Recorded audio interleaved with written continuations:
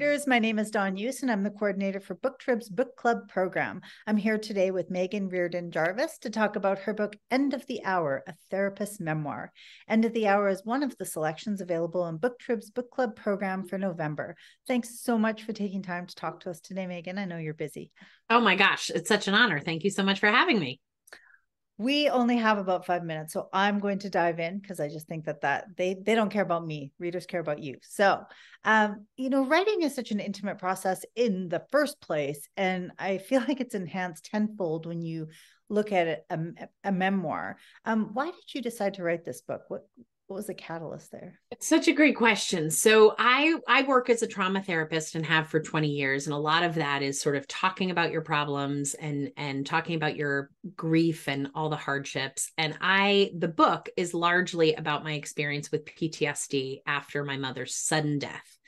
And what I discovered was that talking about it was not that helpful. I ended up checking myself into the same inpatient facility that I send many of my most complicated cases to.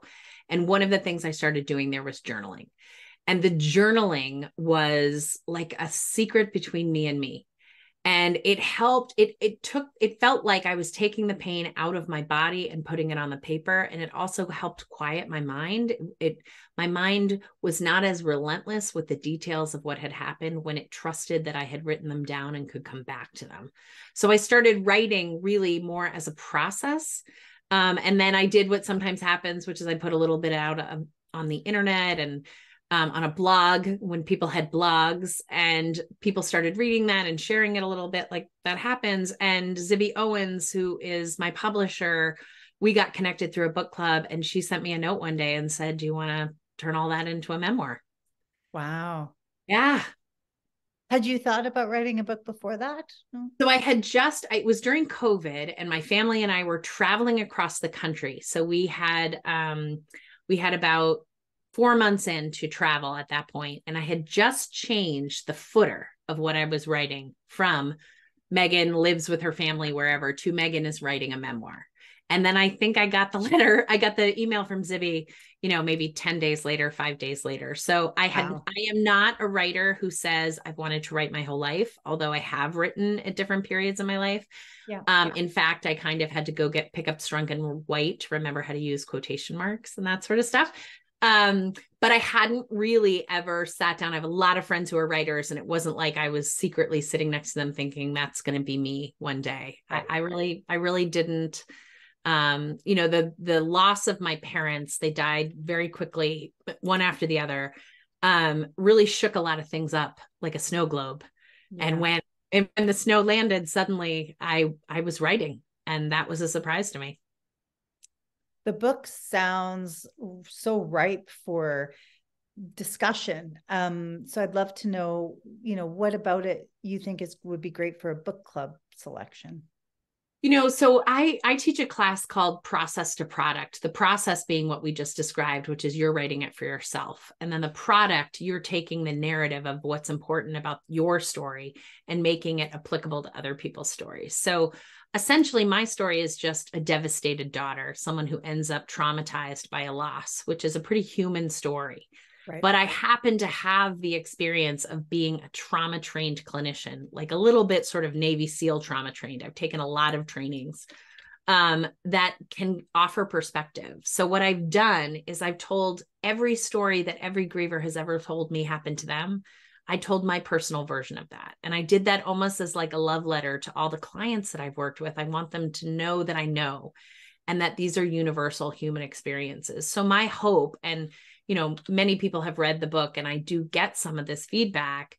My hope is people will find at least some part of their own grief story in what I describe and what I write. And so I think for a book club, there are enough of those. I tried to put in, one per chapter. So I'm hoping people would find ways in which to identify and want to discuss their own experience with loss with each other. It's nice that it's sort of come full circle, that you met Zibby through a book club, your publisher through a book club, and now it's so wild. It really is. I should write that book someday. Should write that book. How Zibby Owens became my fairy godmother and changed my life in the world. I'd read it. I'd for Yeah, sure. right. It sounds like a bestseller. Okay, we're going to veer off of your book a little bit because Yeah. I think we're always looking for, especially as we head into the winter, good books to keep us cozy. So, what's the best book, fiction or nonfiction, that you've read in the last year, and So why? just last week, I read an incredible book, which is called Sorry for Your Loss by Nina Gatchman. And it's a series of essays. She lost her mother and her sister through different illnesses, one through addiction, one through a cancer. And her essays are beautiful. She's a journalist. And it's one of those books that you can kind of read a little bit and then put down. So I loved that book. I will tell you, because you sent me this question ahead of time, also, it's not fair to say this because she's also a Zibby author, but Jane Delorey's Hedge, just I find myself thinking about that book all the time. It's a little book, it's a little novel about something that happens with essentially a gardener, a woman who is a historical gardener at a historical home. And it just got under my skin in this way.